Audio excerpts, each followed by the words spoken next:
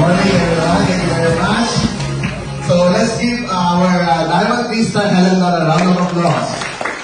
You know, every time I see Tita Helen, Ate Helen, okay, it really gives us a blessing. You know, kasi nga, no, at first I only hear her testimony. I hear her share her testimony, and I was already blessed. But seeing not only her, but the whole family, even her children, coming to Riway, no? And nakikita ko talaga yung transformation. Okay? And even yung kanina nag-share sa atin, no, yung son niya, si Eros, believe kami dyan. Kami mag-asawa. We always see it talk about, Eros, ba't natin kaya? Ngayon ang lagi namin benchmark. Okay? And I saw really, no, as you really stay longer in this company, your life would indeed change. Yes. Okay? Actually, last month na yun, Eros, binubulong sa akin eh.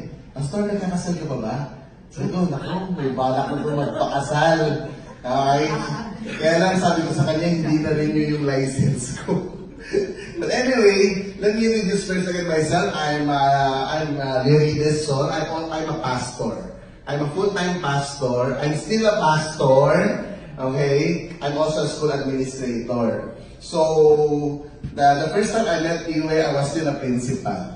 Okay? And I've been in Riway since June 2017. But I started doing this sharing after mga 4 months of using the supplement. Okay? And you know, at first, no, I don't want to really use the supplement. Okay? This was given to me by my aunt.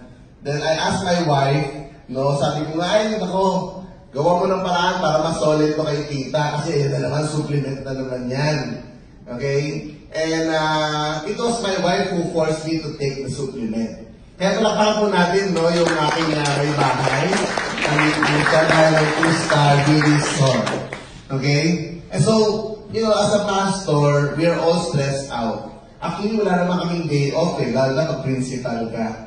We work 7 to 7. Okay? Monday to Saturday po yan, hindi po Monday to Friday. Saturdays, we have a lot of meetings. We need to go to all the sports activities our students are wherever they are competing, and Sunday I have to preach.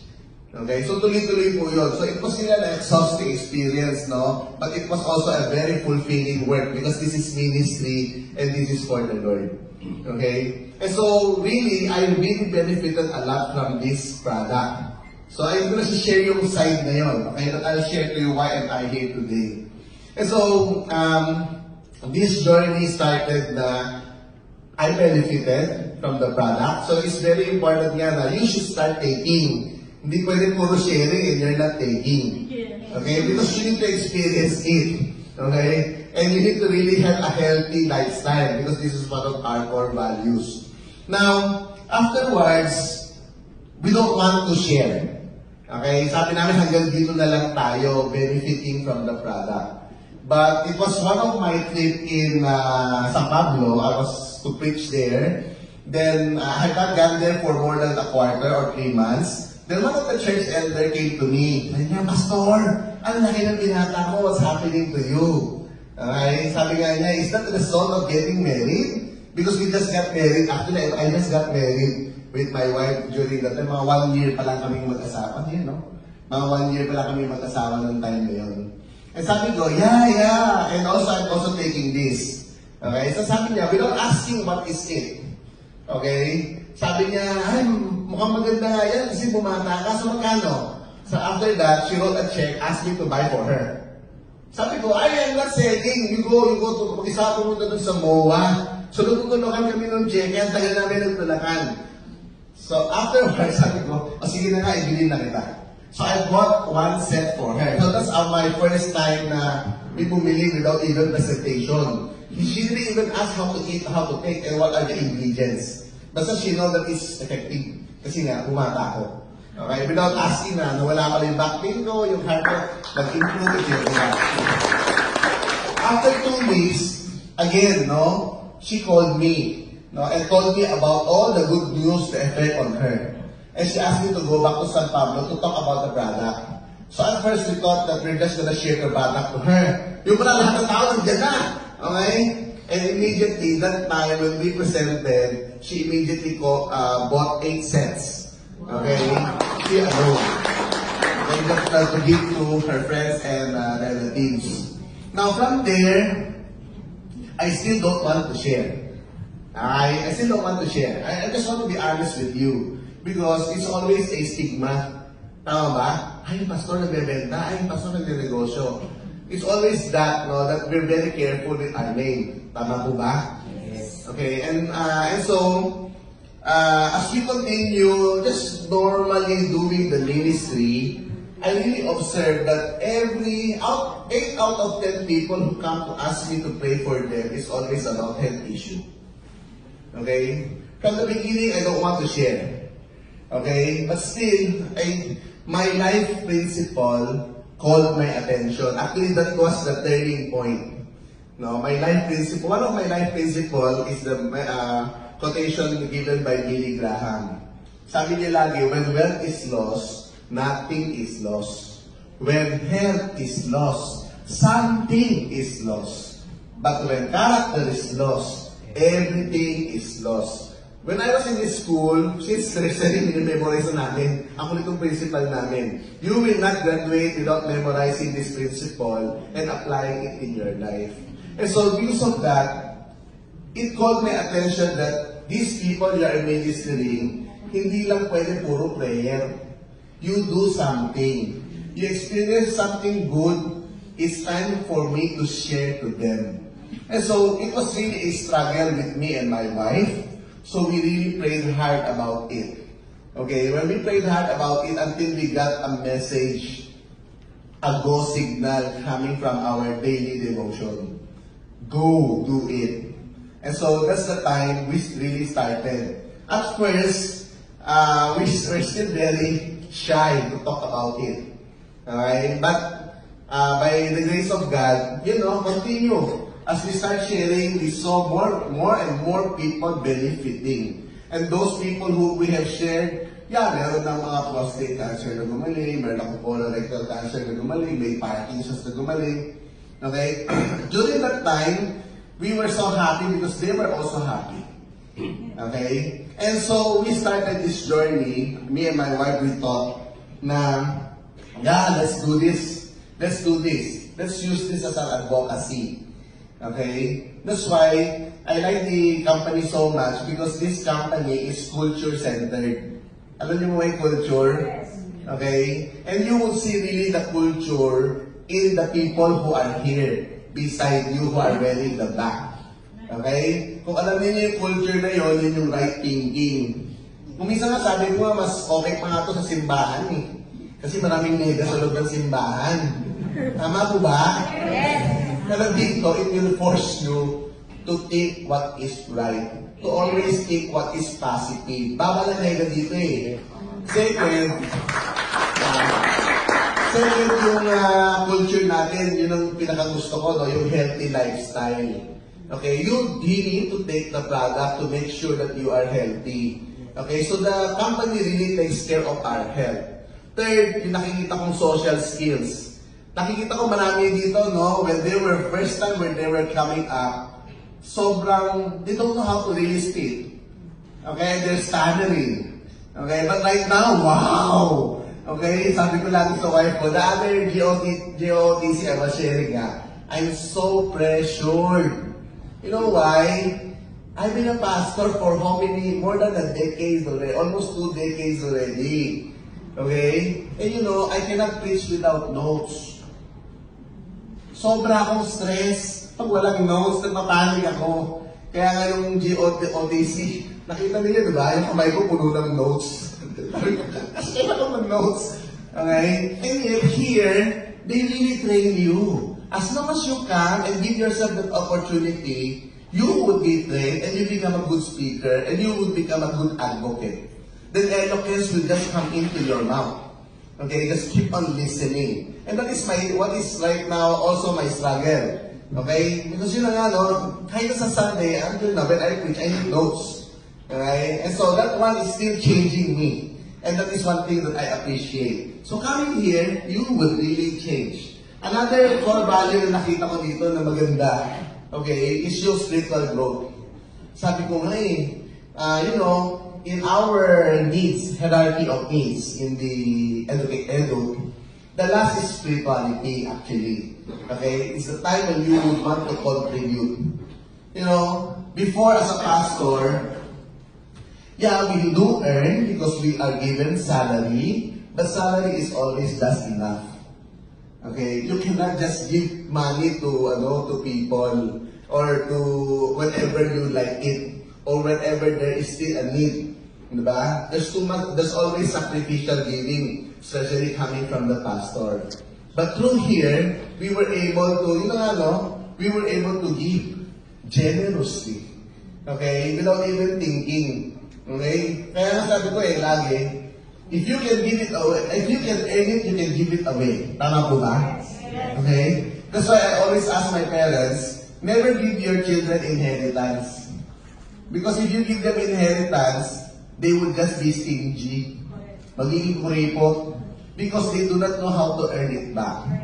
What we need to do is to really help them, educate them, give them the best education, and help them. Give them the best opportunity.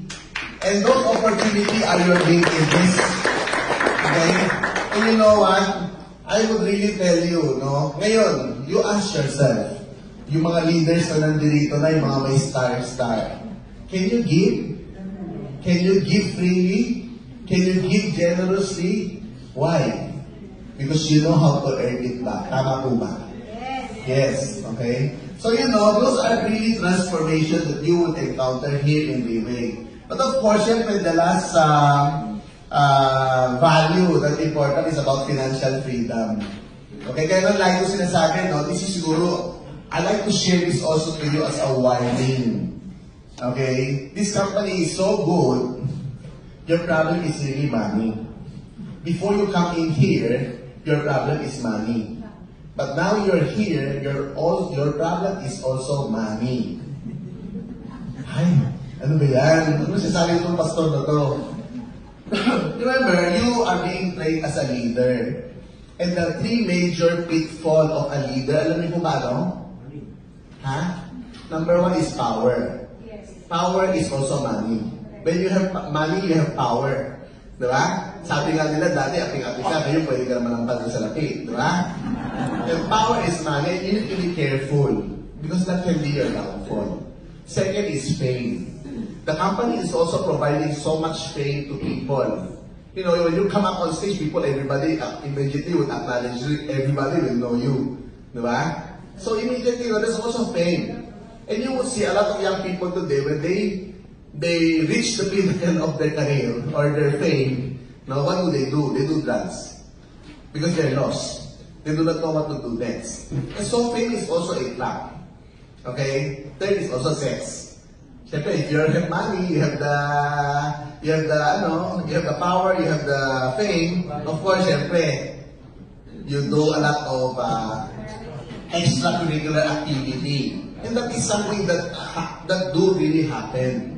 Okay? And so, I think, with the values that has been set by the company around us, I think those are good enough foundation to protect us from these three pitfalls. Tama po ba? Okay po ba yun? Kailangan natin natin.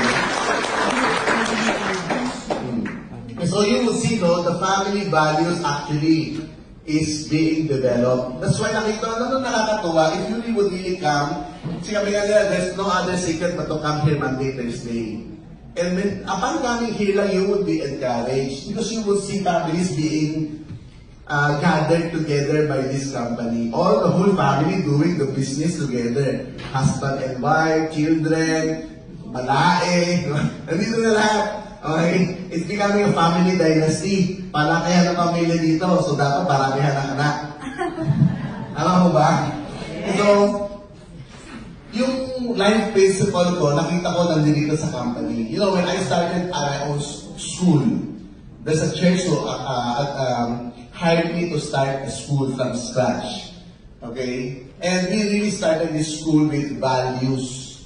Okay? With two that, yun na nga, yung isang sinabi ko sa inyo kanina, and the other one is trust in the Lord with all your heart. And lean not unto your own understanding. In all your ways, acknowledge Him. And He will make your path straight. Okay? So yun lang talaga. Okay? And you will see, no? If you will really follow these values that the company is giving us, wala ditong bullying. Everybody really help each other. Like in my school where I came from, there's almost 0 cases, discipline cases. Everybody loves one another. Okay, second, hindi lang yun, no? In my school, because of its values-oriented school, even the special child, they're well taken care of. Nobody bullies them. Even if this kid is new to my school. And I saw also in this company, even special kids were given opportunity. No? Nakita natin nag-change sila, natutulungan natin sila, and we even have some, no, who are also becoming distributors of Leeway. And so there's no, everybody is being given equal opportunity in this company. You know, when we started with my wife in this journey, marami kami hindi alam. Okay, marami din kami mali. Kasi syempre, di ba, before I became a pastor, actually I'm the sales department head of Pioneer Electronics in the Philippines. It's one of the biggest. Ha? Ako po yung may kasalanan kaya nagsara si Iowa tsaka si noong time na yun, in the 80s. Okay? So, binuli ko silang lahat. Okay? Now, we have a lot of business concepts already. My wife is she's also a businesswoman. So we try it our way. Okay? Yeah, did we earn? Yes, we earned. Okay? Was it really, Are we happy about it? Yes, we were happy about it. But one thing is, we felt, that is lacking. Kasi sabi namin, we need to use this platform to bless people. Okay? Kaya sabi ko, makinig na nga tayo kay Shen. So for the first time this year, after more than a year in this company, we started to come Monday, Thursday. Last year, wala kami dito. So if you will ask these people, they never seen itong mukhang ito, tsaka yung wife ko. But this year, January, we committed na, we need to mark our calendar Monday, Thursday, we need to be present. Okay, actually, last year na kami. So from there, we started to learn. Tapos siguro ang dami namin talagang marami talagang mga learning experience. Dito kasi there's no manual. You really need to learn it on your own.